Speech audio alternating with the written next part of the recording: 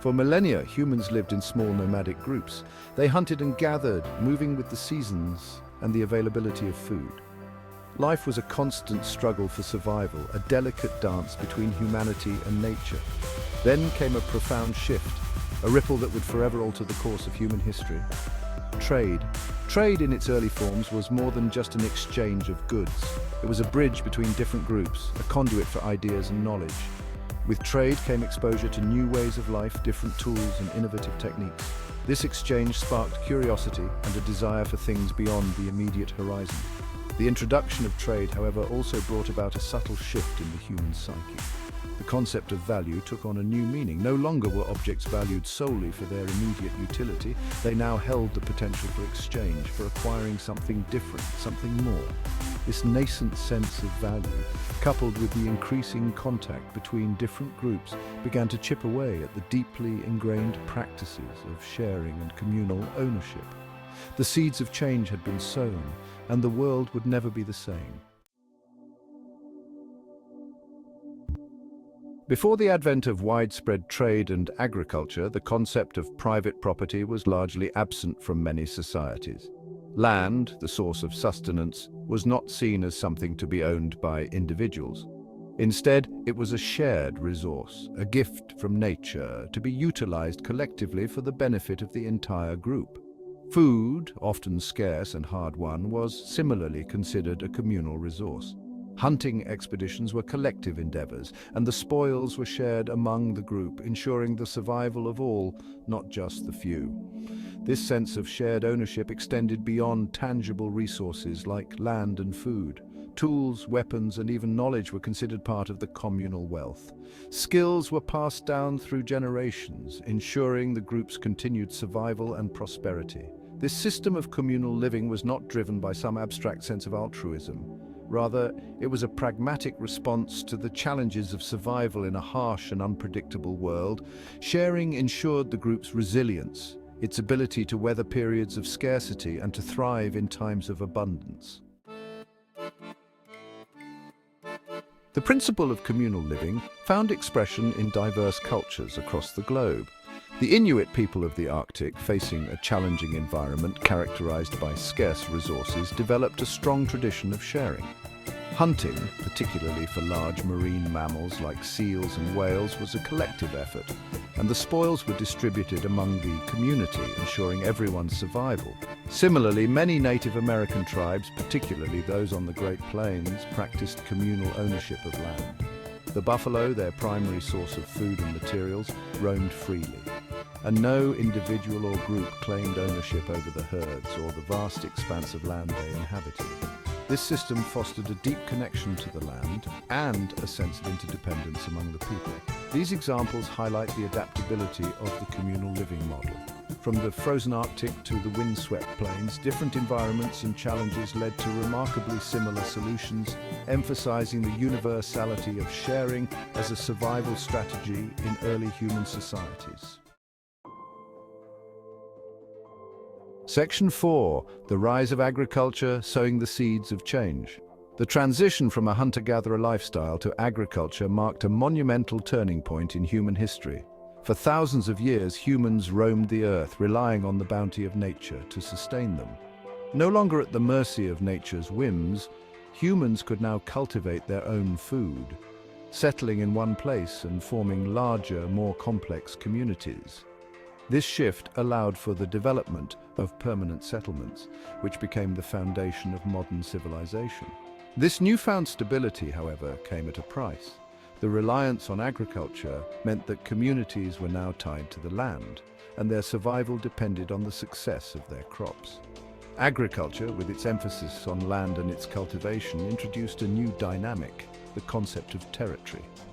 Land became a valuable resource, and the need to protect and manage it led to the establishment of boundaries and the idea of ownership. The land, once a vast shared resource, was now divided into plots carefully tended and nurtured by individual families or groups. This division of land fostered a sense of responsibility and stewardship among those who worked it. This shift towards sedentary life and the cultivation of specific plots of land gradually led to the emergence of the concept of land ownership. People began to see the land they worked on as their own, a place to build their homes and raise their families. The labor required for agriculture also contributed to this shift. Farming was hard work, demanding time, effort, and dedication. Families invested time and effort in tilling the land, planting crops, and managing livestock. This labor-intensive process created a deep connection between the people and the land they worked on. This labor, directly tied to the land and its yield, fostered a sense of possession, a feeling that the fruits of their labor belonged to them. The more they worked, the more they felt a sense of ownership over the land and its produce. The surplus food generated by agriculture also led to new social structures. With more food than they needed for immediate survival, communities could support larger populations and more complex social hierarchies. Those who were more successful farmers, accumulating greater surpluses, found themselves in a position of power. Their ability to produce more food than others gave them influence and control within their communities. This surplus, a symbol of their success and hard work, could be traded for other goods or services, further reinforcing the concept of individual accumulation and ownership. The rise of trade and markets allowed for the exchange of surplus food, leading to the development of early economies and the growth of civilizations. Section 5, the ownership revolution, from sharing to claiming. With the rise of agriculture and the accumulation of surplus, the concept of private property began to take root. This was a significant departure from the earlier communal ways of living, where resources were shared among all members of the community. This shift was gradual, a slow but steady transformation of societal norms and values. Over time, the idea that one could own a piece of land or a particular resource became more accepted and widespread. The land, once a communal resource, became increasingly associated with individual families or groups. This change was driven by the need to manage and protect the surplus produced by agricultural activity. This sense of ownership, initially limited to land and agricultural produce, gradually extended to other aspects of life. People began to claim ownership over the tools they used and the products they created. Tools, once shared among the group, became increasingly associated with individuals. This shift allowed for greater specialization and efficiency in various crafts and trades. The same applied to livestock, with families raising and tending their own herds, marking them as their own. This not only provided a steady food supply, but also a source of wealth and status within the community. This transition from communal ownership to private property was not without its challenges. As people began to claim ownership over resources, conflicts inevitably arose. Disputes over land, water rights, and inheritance became more common, requiring new social mechanisms for conflict resolution. These disputes often needed to be settled by community leaders or through emerging legal systems. Leaders emerged, tasked with mediating disputes and ensuring the fair distribution of resources, or at least what was considered fair in this evolving social landscape. Their role became crucial in maintaining social harmony and order. The concept of inheritance further solidified the notion of private property.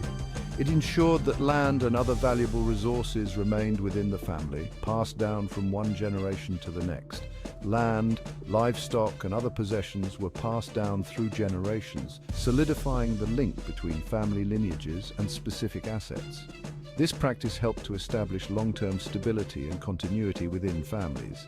This practice reinforced the idea that certain individuals or families had exclusive rights to particular resources, a concept largely absent in earlier communal societies. The shift from sharing to claiming marked a fundamental change in human social structures and relationships. Section 6. The Sumner-Darwin perspective, competition, and the rise of inequality. The transition to private property and the societal changes it engendered did not escape the notice of keen observers of human behavior. This shift marked a significant transformation in how communities functioned and interacted. William Graham Sumner, a prominent American sociologist, posited that the move from communal living to individual ownership was a natural consequence of competition. He believed that this shift was not just a random occurrence but a fundamental aspect of human nature. Sumner argued that individuals driven by self-interest and the desire for a better life naturally sought to accumulate resources and improve their own standing. This drive for personal advancement was seen as a powerful motivator that spurred people to work harder and innovate. This competition, he argued, was the engine of progress, driving innovation and societal advancement.